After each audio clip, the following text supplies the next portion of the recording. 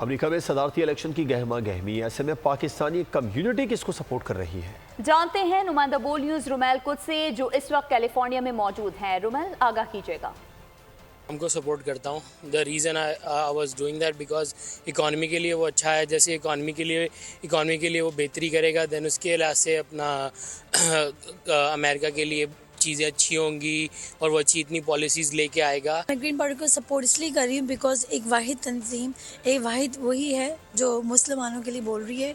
कोई भी party support नहीं कर रही है मुसलमानों को, because there's only one party support the Palestinian and Gaza people. 200,000 से ज़्यादा जा रहा है अब मर्डर्स जो हुए हैं पैलेस्टीनियंस के, जो इनोसेंट सिविलियंस हैं।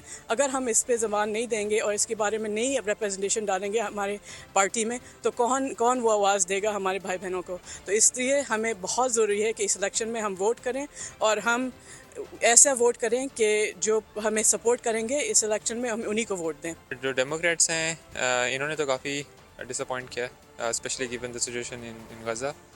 और जो रिपब्लिकन्स हैं इनके साथ भी जो एक्सपीरियंस आई थिंक इतना अच्छा नहीं रहा। So I think there should be a third option, that's why I would support green.